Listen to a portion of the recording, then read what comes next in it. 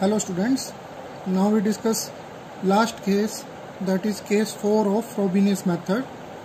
Type is, जब आप k की वैल्यू निकालते हो तो कैसे आए, अनइक्वल आए, लेकिन उनके बीच में क्या हो, इंटीजर का डिफरेंस हो। अब आपको याद होगा इंटीजर के डिफरेंस वाले हमने एक केस पहले ही पढ़ा था, जिससे कि कुछ कोफिशिएंट क्या बन जाते हो, इनफाइनाइट बन जाते हो। लेकिन यहाँ दो टाइप के हैं, एक तो इंटीजर का डिफरेंस हो लेकिन उनसे कोई प्रॉब्लम ना आए।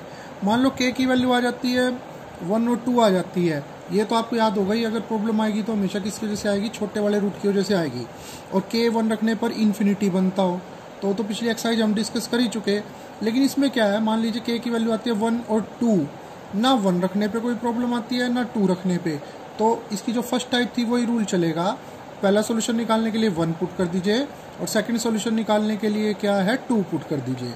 वो तो बिल्कुल फिर 1.5 एक्सरसाइज के तरीका होगा अगर कोई प्रॉब्लम नहीं आती। दूसरी टाइप है कि अगर आप 1.8 एक्सरसाइज के बहुत सारे क्वेश्चंस को देखोगे तो आपको ये भी पता चलेगा कि ना इनमें बहुत सारे पॉइंट कैसे, जैसे मैं सेकंड को देख रहा हूँ, थर्ड को देख रहा हूँ, 6th को, 8th को, 9th को, 5th को, ये सारे अगर आप ध्यान से देखो तो ऑर्डिनरी पॉइंट के क्वेश्चन है। लेकिन अगर पेपर में बाई चांस लिखा आ जाए कि फ्रोबेनियस मेथड से करो, अब आप किसी ऑर्डिनरी पॉइंट के क्वेश्चन को अगर फ्रोबेनियस मेथड से करने लगते हो तो देखिए क्या प्रॉब्लम आती है, किस टाइप का क्वेश्चन बनता है। जैसे मैंने 8th क्वेश्चन डिस्कस किया हुआ है, 1 + x² y double derivative x y derivative minus X Y equal to 0। वैसे तो अगर आप ध्यान से देखोगे तो x इक्वल टू 0 कैसा पॉइंट है, ऑर्डिनरी पॉइंट है। लेकिन मैंने शुरुआत की है इसलिए मैंने लाइन नहीं लिखी ऑर्डिनरी या regular singular, y equal to an x raise to power k plus n a not equal to 0। वही सब कुछ derivative, double derivative, value put कर ली डबल डेरिवेटिव की y की एज इट इज़ 1 2 3 और 4 समेशन बन जाएंगे। ये रहे मेरे चारों समेशन, आपको आते ही है। अब सेकंड और थर्ड में पावर सेम थी और समेशन सेम था, तो मैंने क्या करा, इनको कंबाइन कर लिया नेक्स्ट स्टेप में और 3 समेशन बना लिए। नेक्स्ट फिर आपको पता ही है क्या करना होता है, पावर सेम बनानी होती है, इसलिए मैंने हर एक पावर को किस में बदल लिया, k प्लस n। ये तो सारे पुराने आपको अब तक आ ही गए होंगे। n-2 को m रख लिया, n+1 को m रख लिया, ये समेशन क्या हो गया हमारा, चेंज हो गया। ठीक है, अब देखिए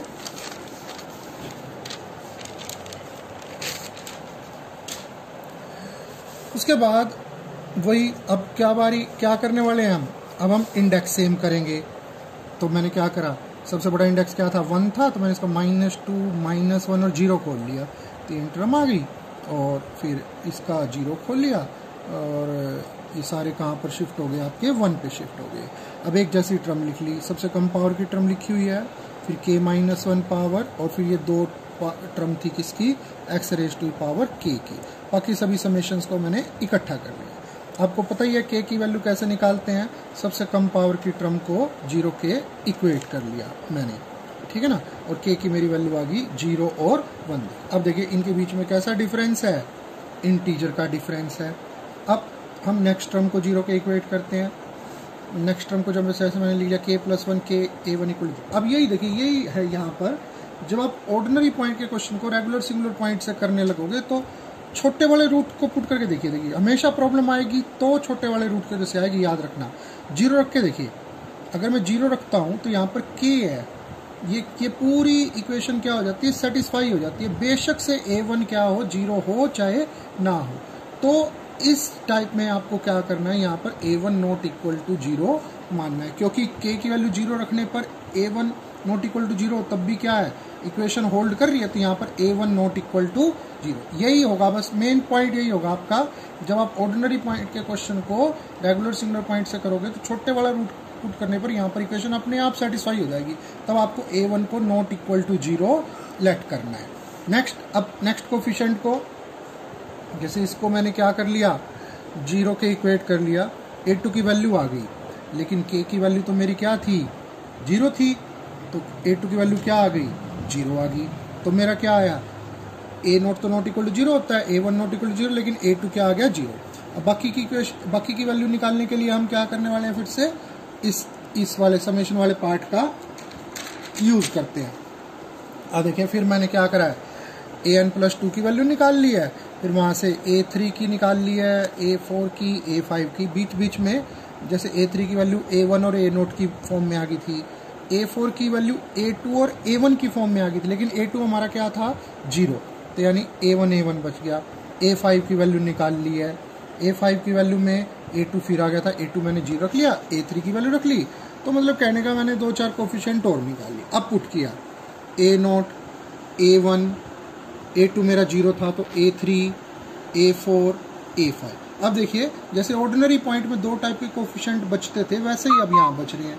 कुछ कोफिशिएंट तो कौन से हैं, a0 वाले कोफिशिएंट मैंने सारे अलग कर लिए और a1 वाले सारे कोफिशिएंट अलग अलग कर लिए। तो इससे क्या होगा, ये अब दोनों सॉल्यूशन इकट्ठे आएंगे और क्या पुट करके आएंगे, k को 0, तो मैंने k को दोनों में 0 पुट कर दिया और मेरे दोनों सॉल्यूशन आ गए। अब k = 1 का क्या करना है, बिल्कुल वही k = 1 को इग्नोर करेंगे, क्योंकि k = 1 रखने से जो सॉल्यूशन आएगा वो इन दोनों का क्या होगा, लीनियर कॉम्बिनेशन होगा। तो याद रखिए जब आप ऑर्डिनरी पॉइंट के क्वेश्चन को रेगुलर सिंगुलर पॉइंट के तरीके से करने लगोगे तो आपकी कहाँ पर प्रॉब्लम आएगी, मैं एक बार फिर बता देता हूँ आपको।